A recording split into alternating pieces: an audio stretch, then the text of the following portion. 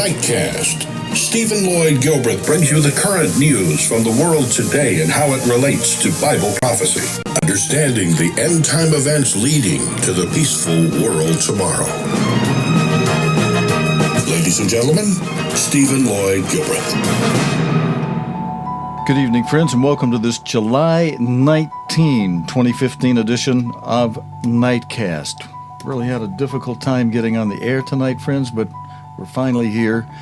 And the opening story tonight involves heavy storms that have caused flooding in Arizona, which has seen cars swept away and buildings destroyed. A severe thunderstorm warning was issued by the National Weather Service on Saturday, and flooding began shortly after. More than 1,000 people have lost power and several major roads were closed, though there were no reports of injuries or fatalities. And on your screen now you're seeing some of the results of the flooding that occurred during this big storm. That again, the flooding began Saturday. More than 1,000 people lost their power. Several major roads closed. Again, no reports of fatalities. And then elsewhere, friends, strong winds cause chaos at Wisconsin's hot air balloon festival. Whipping winds wreaking havoc at a hot air balloon festival in Wisconsin. This balloon landing on its side, workers frantically fighting to keep it in place. People running for their lives as the balloon flies overhead. Then another balloon suddenly launching into the air, pitching the basket and its two passengers sideways.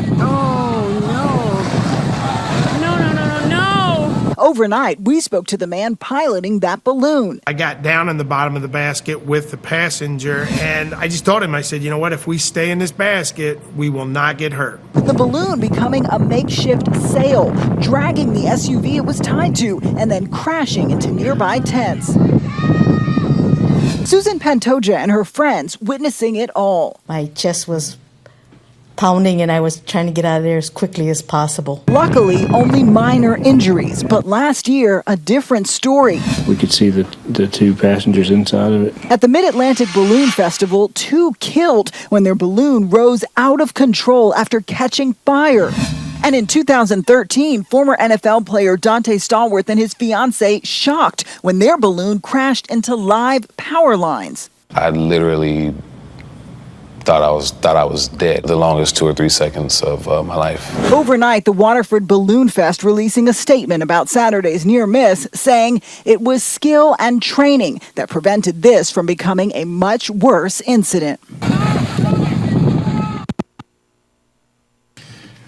Okay, friends, so there's what's going on with some of the weather situations in the United States.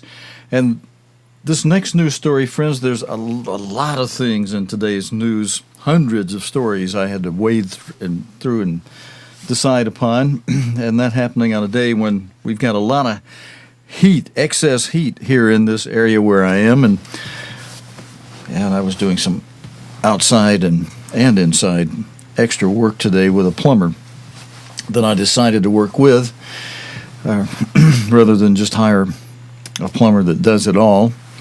And this next story, though, that I picked for us for tonight is hopefully to help us with that instruction we have from Luke 21:36 that Christ gave us to watch and to be watching and praying. Although the Holocaust is officially recognized and taught in schools in Ukraine, what actually happened to Jews in individual communities is very rarely discussed. This silence is ending. However, a group of Ukrainian and international organizations, including the German government and the American Jewish Committee, recently held ceremonies to dedicate monuments in 5 western Ukrainian villages where mass shooting took place. And yes, we got a problem with my notes that roll across on the we got 2 or 3 problems going here with my. See if we can get my teleprompter to straighten out. Okay, now what am I going to have to do? I'm going to have to hit this button here. Okay. All right, good. Now I've got that. I've got the problem where it was hanging up, but it's went back to the beginning. I got to roll through my notes so I can get the rest of this story to you. By the way, those of you watching live, I apologize. We came on so late tonight. I almost was going to say just opt out tonight because it's hot up here. I've already been suffering a little bit of heat exhaustion through the day. I mentioned working on the plumbing, and it's been hot here where I am. Having to wear this coat and tie tonight is just something I really not happy about having to do. I'm going to have to fix me while that's getting ready to get back to my place. I'm going to have to fix me an avatar like we use on the weekends on the Sabbath channel sometimes, where I could maybe just not have to put on this coat and tie and just let the avatar be on screen for me. All right, but let's go back to this story, a very, very serious story. We can get through the heat up here and talk about heat, what these people went through in the Holocaust. This is really worth our laboring through this. Again, the Holocaust is officially recognized and taught in schools in Ukraine, but what actually happened to Jews in individual communities is rarely discussed. All right, we said the silence is ending because a group of Ukrainian and international organizations, including the German government and the American Jewish Committee, recently held ceremonies to dedicate monuments in 5 western Ukrainian villages where mass shooting took place, and local populations are taking interest in finding out what happened. One survivor, Ludwika Sheen, we see on your screen, who now lives in San Francisco, returned to Ravaruska, the town where she was born, to witness how prayers were finally said for her parents and brothers who were killed there. Friends, I need to give credit to the BBC crew that produced this, the camera, editing, standby, and Anastasia Gribanova, and the producer was David Stern. Ladies and gentlemen,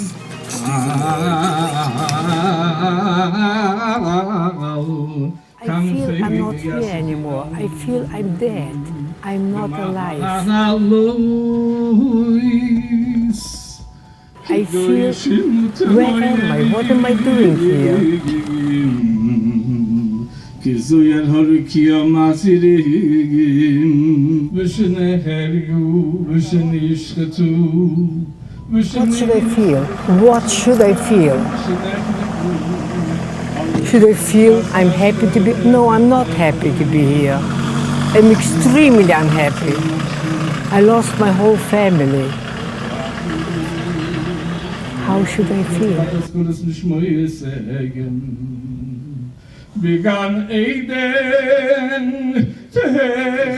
Bullets were flying. I had to lie flat not to be shot. And they killed everybody. A horrible thing. I have 8 miracles that I survive. Every step I had to watch. I never wore the Star of David. Most of the Jewish population was taken out to a forest northwest of here, well over 5,000 we estimate. Then the ghetto was combed by the Ukrainian auxiliary police in town. The Jews found were then chased down the road to this site where some kind of camp seems to have existed, and they were then lined up and shot into the pit there. So we suspect about 3,000 murdered Jews are in this site. The town, there was synagogues. The men were all wearing like this rabbi here, long beard and heads, fur-lined heads. It was a very Jewish town. And they all disappeared. There's nobody left here. The work of the Ukrainian Center for Holocaust Studies in education in Ukraine has been remarkable. They have put together remarkable teaching materials to help teachers explain to their children what their hometowns were like and what happened to those other populations.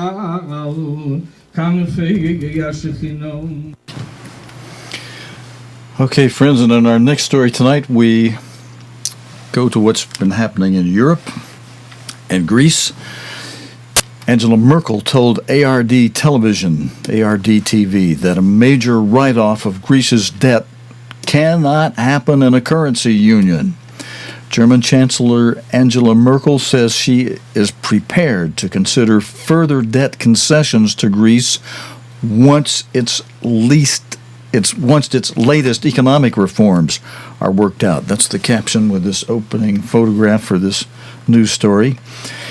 In the television interview, Ms. Merkel said she was open to discussing reduced interest rates and extended maturity dates, but Mrs. Merkel said this would happen only after details of the latest bailout had been agreed, and reiterated that there would be no debt write-off. Meanwhile, France's President Hollande called for the creation of a Eurozone government, reviving an idea originally put forward by European Commission Chief Jacques Delors. François Hollande proposed a specific budget as well as a parliament to ensure democratic control of the Eurozone. What threatens us is not an excess of Europe, but its inefficiency, Mr. Hollande wrote in a French newspaper. The 19 countries that use the euro are members of an informal body, the Euro Group, made up of each country's finance minister. The complex negotiations earlier this month over whether to grant Greece a third bailout exposed vastly different points of view between the various Eurozone members. You know, friends, that goes hand in glove with what God's end-time apostle Herbert W. Armstrong taught us about how when this Europe comes together, that will be whittled down to 10 rulers over 10 regions or nations or areas, who will give their power for 1 hour to what the Bible calls a beast, which will be the head, the dictate, or a new emperor of the revived Holy Roman Empire for its seventh and final last revival, a revived Holy Roman Empire. And as the Bible puts it, the 10 nations or regions that give the 10 leaders, the 10 kings, the 10 toes, as it's pictured in Daniel 2.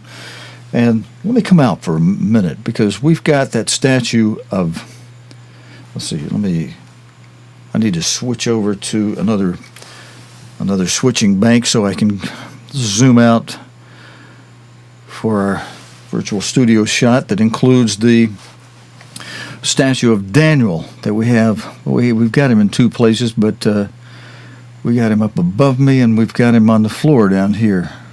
If I can find the button that goes to him. Here's one we can go up above. This is a statue as produced in one of the booklets written by Herbert W. Armstrong that depicts what Daniel revealed to King Nebuchadnezzar, who saw this statue in a dream.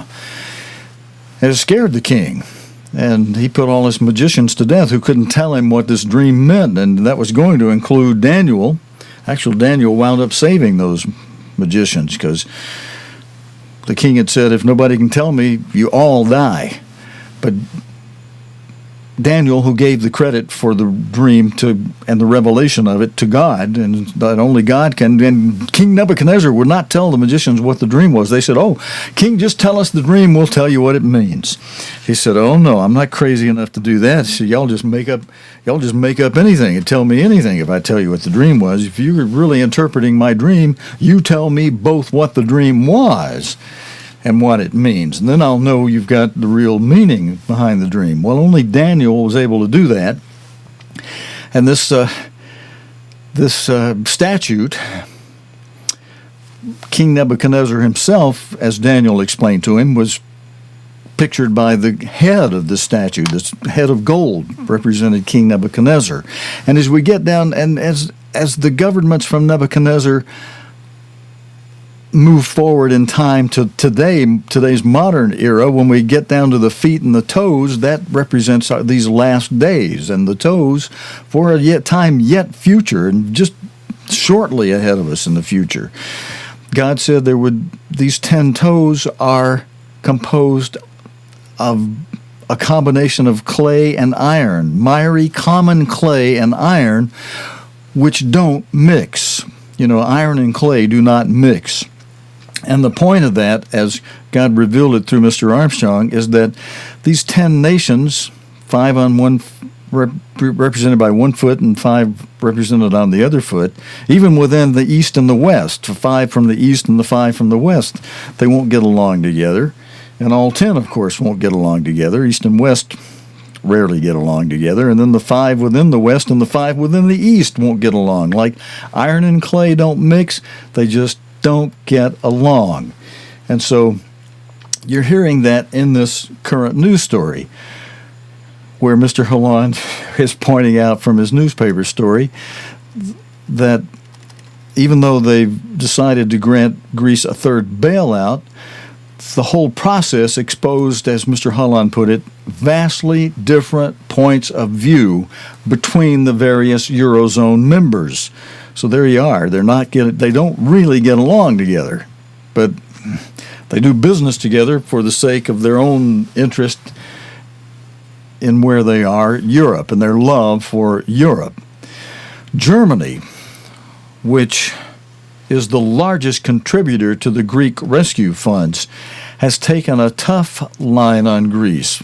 Both Greece and one of its key creditors, the International Monetary Fund, the IMF, have been arguing for a restructuring of its 320 billion euro debt, saying its current position is, quote, unsustainable. But Mrs. Merkel said again on Sunday, earlier today, she said that a classic haircut of 40% of debt cannot happen in a currency union. What she's calling a currency union, a single currency for the Eurozone players. And that's one of 3 elements. I remind you again, friends, keep these 3 elements in mind that God gave us through the understanding He gave Mr. Herbert W. Armstrong, the end-time apostle for these latter days. Yes, he's died, but so have all the other apostles. But their writings live on. Mr. Armstrong's publications and broadcast and sermons and Bible studies are well recorded and documented and available easily online. We have a tab that'll get you to an index where you can just look at all kinds of them if you go to our homepage on cogtv.org and then push the library tab that you'll see up at the top across on the page. But he said there were 3 elements to watch for when this European Union comes together. One is a monetary union, an economic union, like Mrs. Merkel was talking about, a currency union, a single currency for Europe, the euro. The second would be a political union.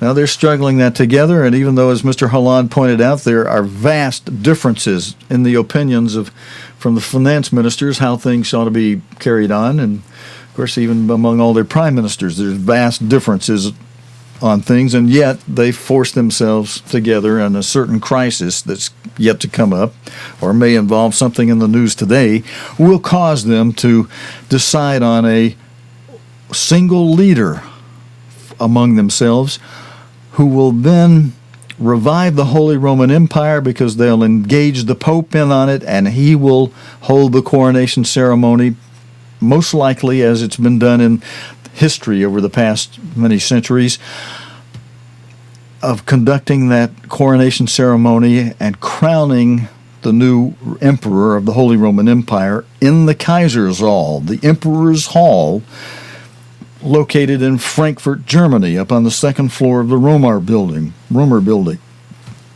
Yes, it was bombed at the end of World War II, but it's been rebuilt thanks to the Americans and the Marshall Fund. All ready to go, complete with all the statues of many of the kings and emperors and statues and portraits, all put back in place in that new Emperor's Hall. But that's coming. And that's two of the three things: an economic union, a political union, and you watch, they will throw together with all the military equipment that Germany has begun to build and sell to other countries and keep some for itself, which, after losing World War II, it's amazing that the Allies just blink an eye, wink, look the other way, and allow Germany to proceed forward in this way. But that'll be a military union with a lot of military weaponry. But going on now, Mrs. Merkel said, we had a voluntary haircut among the private creditors, and we extended materials once and reduced interest rates, she said in this interview with ARD-TV that was broadcast late today on Sunday. She said, and we can now talk about such possibilities again once the first successful review of the program to be negotiated has been completed. Then exactly this question will be discussed, she said. Not now, but then, she said. The 80 billion euro, 57 billion pounds, or 88 billion United States dollars in the equivalent. The 80 billion euro bailout deal agreed after some 17 hours of talks between Eurozone leaders last week was conditioned on Greece imposing tough new reforms of its taxes, pensions, and labor market, as well as privatizing key state assets.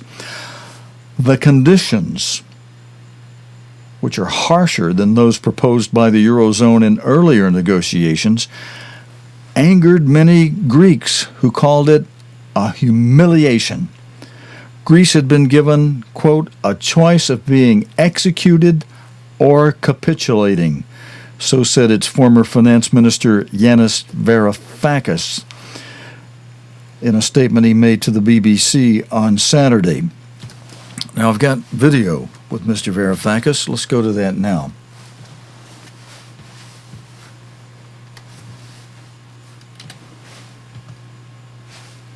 He didn't get rid of me. Alexis Tsipras, at some point, decided that his government, our government, was at gunpoint. We were given an opportunity. We were given a choice between being executed and capitulating.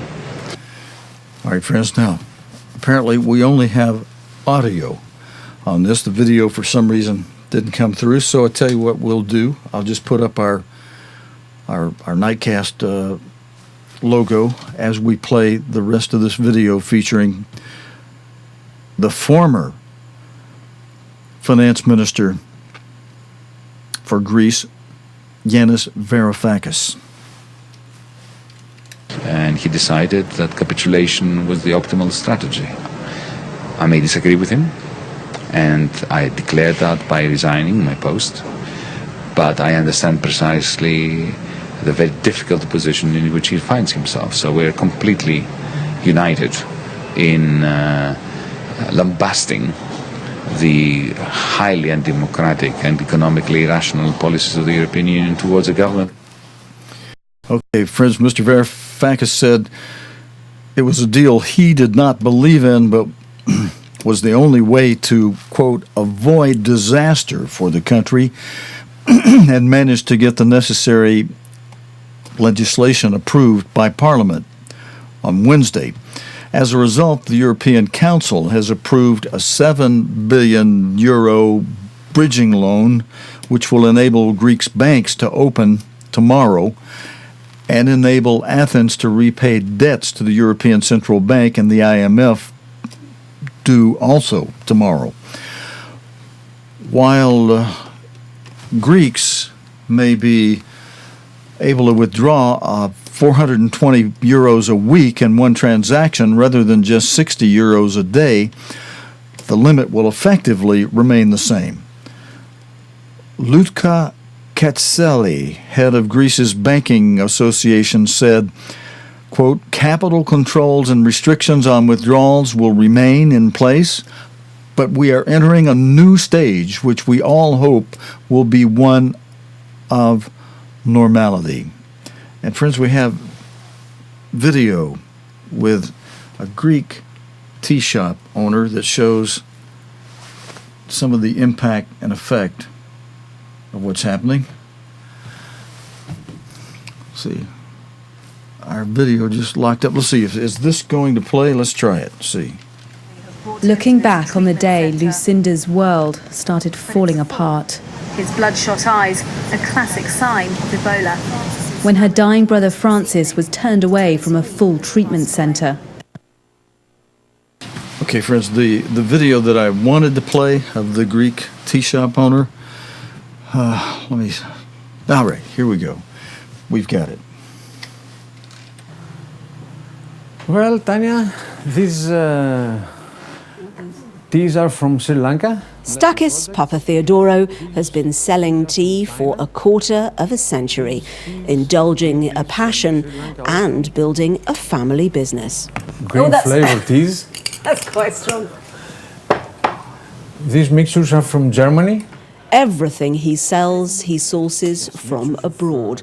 And right now, he's having trouble paying his suppliers. And these are from China, teapots.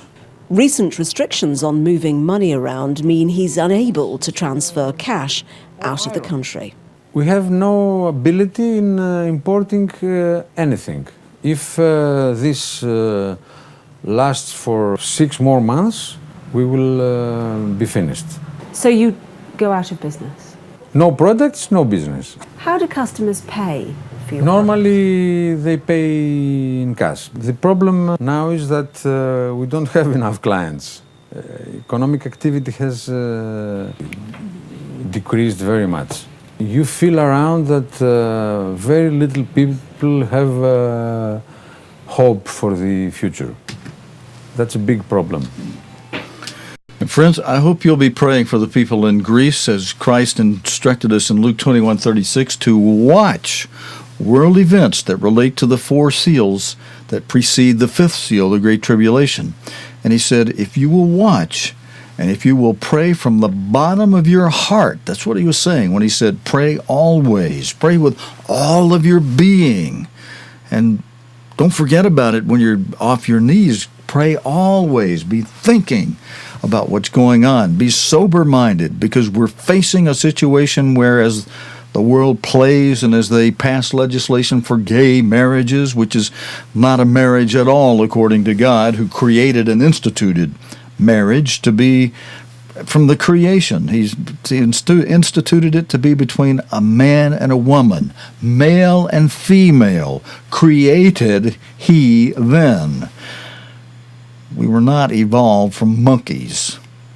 You know, a lot of times, men try to make man from monkey, but really, it's probably the other way around. Men are making monkeys of themselves. But as you just heard the shop owner say, another 6 months of capital controls, and we'll be finished.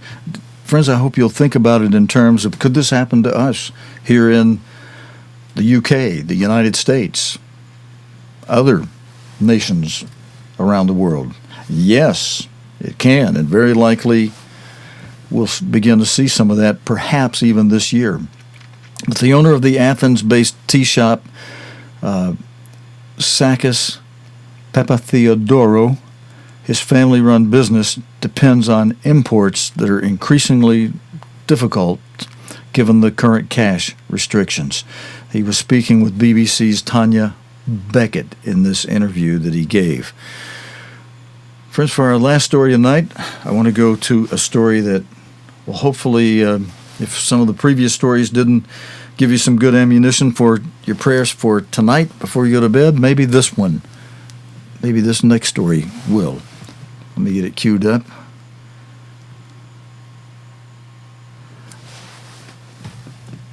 Lucinda Samuka survived Ebola, but she lost members of her family to the disease.